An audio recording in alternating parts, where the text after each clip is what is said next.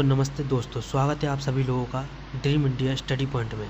तो आज हम बात करने जा रहे हैं selection of voltage for ST and LT line. इसके बाद हम पढ़ेंगे ट्रांसमिशन लाइन का प्रतिरोध का महत्व, significance of resistance on transmission line. इसके बाद significance of inductance for transmission line, और इसके बाद हम पढ़ेंगे कैपेसिटेंस के लिए। ठीक है, तो सबसे पहले हम पढ़ेंगे significance of voltage for ST and LT line. तो आप सभी को पता ही होगा कि सब्जेक्ट है हमारा transmission and distribution of electrical power.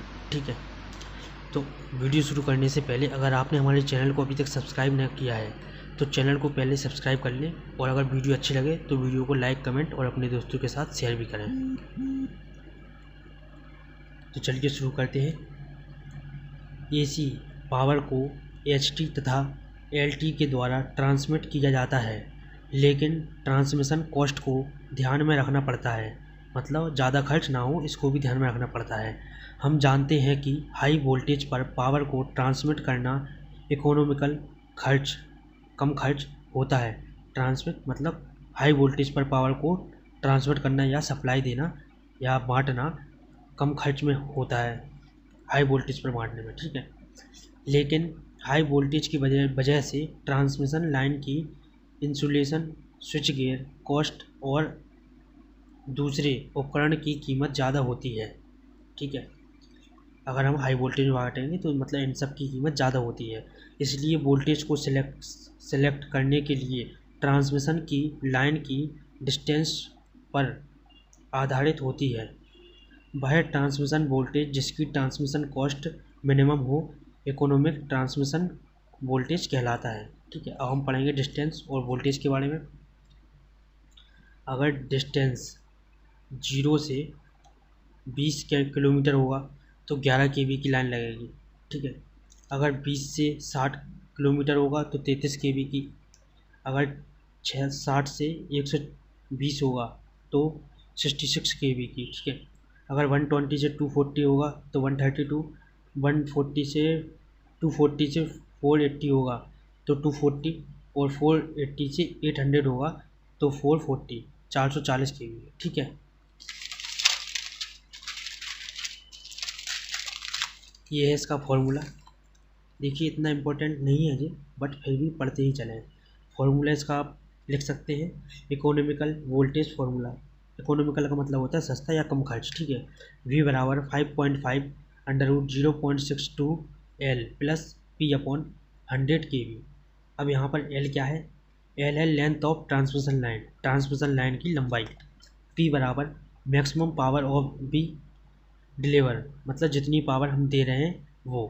V बराबर line voltage of transmission line, transmission line में वोल्टेज।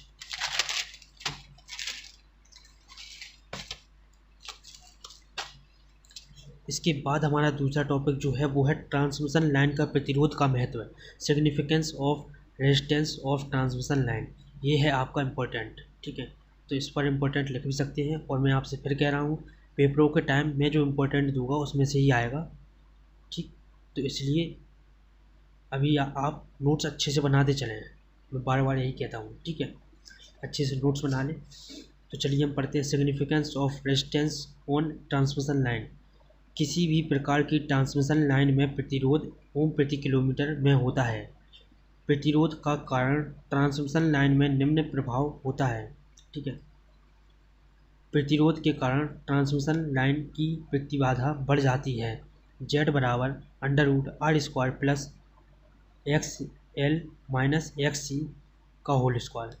प्रतिरोध बढ़ने के कारण वोल्टेज रेगुलेशन बढ़ जाती है। प्रतिरोध के बढ़ने के कारण वोल्टेज ड्रॉप बढ़ जाता है। प्रतिरोध बढ़ने के कारण पावर फैक्टर बढ़ जाता है।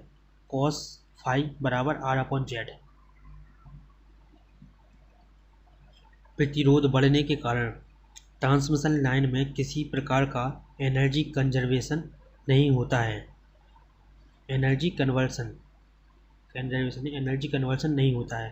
प्रतिरोध बढ़ने के कारण I²R लॉस बढ़ जाता है। प्रतिरोध बढ़ने के कारण ट्रांसमिशन की एफिशिएंसी बढ़ जाती है। ठीक है, ट्रांसमिशन की इफिशियंसी घट जाती है, ठीक है।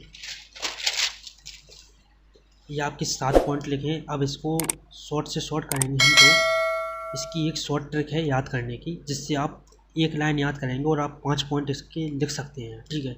तो वो क्या है, प्रतिरोध के कारण ट्रांसमिशन की प्रतिबाधा बढ़ जाती है। प्रतिरोध के कारण ट्रांसमिशन की प्रतिबाधा बढ़ जाती है, ठीक है। अब हम देखेंगे प्रतिरोध के कारण लाइन की प्रतिबाधा, voltage regulation, voltage drop, power factor, I²R loss, ठीक है।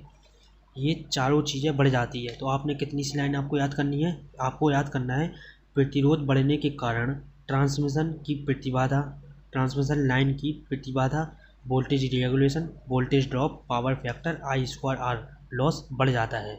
बस आपको केवल इतना से याद करना है। 5 पॉइंट आपके तैयार हो गए हैं।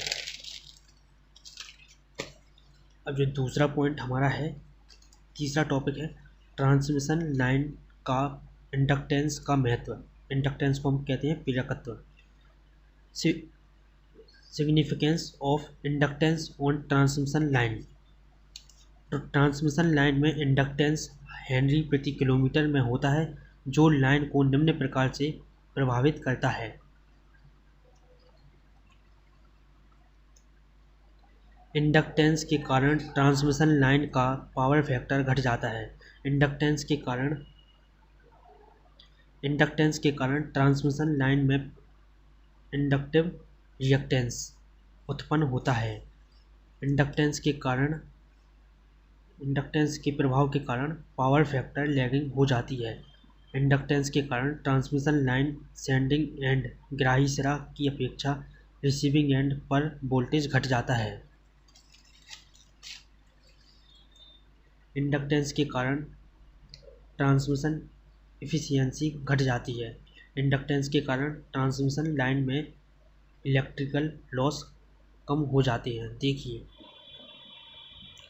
तो इसके बाद हम पढ़ेंगे ट्रांसमिशन लाइन का कैपेसिटेंस का महत्व। Significance of capacitance of transmission line. Transmission को हिंदी में हम कहते हैं धारिता। धारिता के कारण ट्रांसमिशन लाइन का कैपेसिटिव रिएक्टेंस बढ़ जाता है। इसके कारण ट्रांसमिशन लाइन का पावर फैक्टर लैगिंग हो जाता है। कैपेसिटेंस के कारण रिसीविंग एंड पर वोल्टेज सेंडिंग एंड से ज़्यादा होता है, जिसे फेरेंटी इफेक्ट कहते हैं। कैपेसिटेंस के कारण वोल्टेज ड्रॉप घट जाता है। कैपेसिटेंस के कारण वोल्टेज रेगुलेशन घटता है। कैपेसिटेंस के कारण ट्रांसमिशन की एफिशिएंसी बढ़ जाती है। इसके पहले वाले में घट रही थी, अब इसमें बढ़ जाती है, ठीक है। तो यह आपका आज का वीडियो यहीं पर ख़त्म हुई। तो इसके अगले वाली वीडियो में हम पढ़ेंगे effect of difference between AC and DC transmission. तो इन दोनों के बीच जो अंतर है वो हम पढ़ेंगे। आपको एकदम सरल और साधारण भाषा में हम समझाएंगे। देखिए, इसके पूरे 12 पॉइंट लिखवाए हैं, तो इसके अगली वाली वीडियो आप ज़रूर से देखें, ठीक है। एकदम सरल और आसान भाषा में आपको समझाया जाएगा। आपको सारे वीडियो लेक्चर एकदम आसान भाषा में मिलेंगे, ठीक। इंग्लिश मीडियम वाले भी समझ सकते हैं और हिंदी में कन्वर्ट करके लिख सकते हैं, वो भी नोट्स बना सकते हैं। और हिंदी मीडियम वाले तो नोट्स बनाते चले ही। और अगर आपने अभी तक हमारे टेलीविज़न चैनल को ज्वाइन ना किया हो तो टेलीविज़न चैनल को भी ज्वाइन कर लें, ड्रीम इंडिया क्लास नाम से, ठीक है। तो चलिए, आज की वीडियो में बस इतना ही। मिलते हैं अगली वीडियो लेक्चर में। नमस्ते।